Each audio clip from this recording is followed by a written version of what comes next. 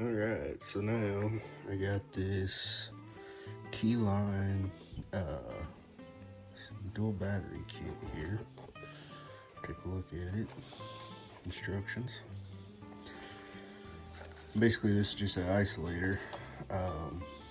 Because what I'm going to do, I just got the rooftop tent installed, and unfortunately I have to use a CPAP machine. So I need power at night. So I'm going to put a house battery back here in the back of the truck. Then I'm going to charge it off of my other battery, the starting battery. And then this way I won't be able to kill the battery of the truck and still be able to get out of where I'm at. And then as I'm driving, it'll charge this other one until I get solar panels on here. So just got everything pulled out of the box here. It does come with a cover for the back. This is what the back looks like. It's all sealed in epoxy. You can clearly see the positive start battery, and then this is for your secondary. And then this is going to be your ground wire. So we're going to have to get all our wires run first on the truck, and then figure out how everything's going to come in here, and figure out if I need to cut out this side or this side in order to get the wires back here to the isolator. Okay, so they give you a massive coil of red wire. Looks like, I don't know, probably 10 gauge, I think. That's what it looks like. Anyways, so you get a short negative cable for a battery. Got some crimp ends and everything here, so you can lengthen the wire to whatever you need to run from your start battery to your house battery. And then you just cut this wherever, crimp them on, and it comes with a little heat shrink. Got some zip ties so you can secure it up out of the way. Obviously stay away from hot stuff like exhaust and turny things like drive shafts. Alright, so my 2019 Ram Rebel here. I have the mild hybrid with the 48 volt generator. Now obviously with that isolator being 12 volt, I can't hook up directly to that, and this has no alternator. Now how this system works is that generator under braking power, as you're slowing down, it actually engages, which puts a strain on the motor, creating resistance, and that's how it sends power to the 48 volt battery that's under the back seat of the truck. Now there's a converter in there that converts it to 12 volt that comes in and charges the 12 volt battery. You can see a massive wire there. So what I'm gonna have to do is I'm gonna have to hook that up, the isolator, to the 12 volt source.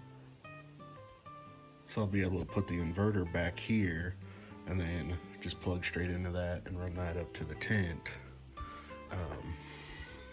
Then also once I get super, overland fancy and get a fridge freezer combo or whatever, I can have that back here in the bed of the truck too, and I'll have instant power for that.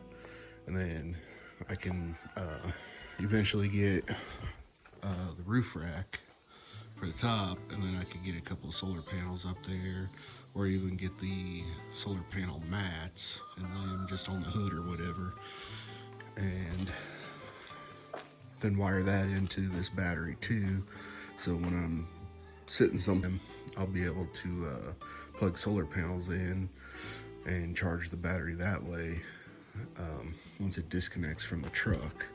And so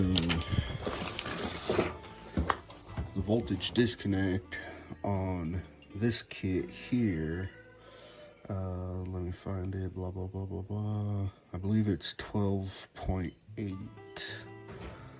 if I remember right. Okay, here's the voltage.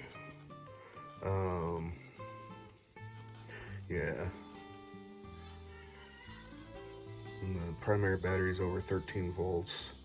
and disengages the voltage primary when the lower than 12.8 volts. So as long as your start battery is in good shape, this will ensure that you have power back here to your house battery. Okay, so I laid out the wire, just trying to guesstimate how long I needed it and everything else. Looks like if I really want to get to the end of the truck, the tail end of the truck, I'm gonna have to build another wire, which is no big deal, to go from the battery to the isolator. And then I'll probably, love that Hemi orange on the Veram. I'll probably mount the isolator up here where I have room. This is where the factory air box was, and I mounted my remotes for the winch over here, keep it up out of the water. So I'm thinking I'll probably mount the isolator somewhere in here too, and then I'll just have one continuous run of cable instead of having any splices in it. Okay. So what I did, I'm gonna grab some light. Hold on one second here.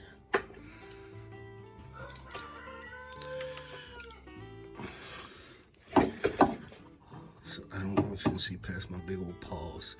But anyways, I ran it down through the stake pocket in the bed, and wire just come down here.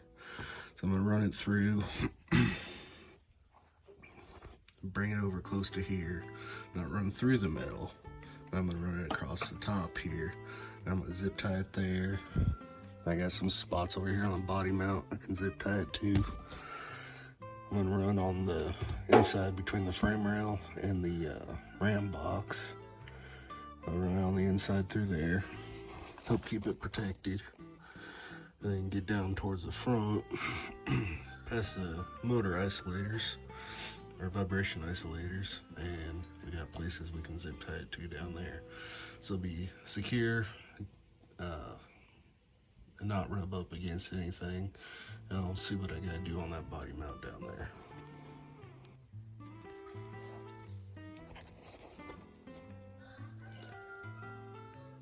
Okay, you can see where I ran that wire through. That's a factory hole in there, so I don't have to worry about drilling anything.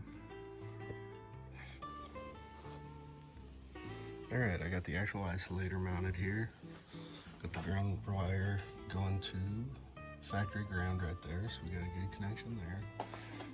I gotta get some more zip ties. Zip tie this wire up over the motor. Mostly limited by the size of the 10 gauge wire I had. I'm gonna wind up going here. I got it off to the side now because I don't have a battery, so I gotta go get one and get all that taken care of real quick.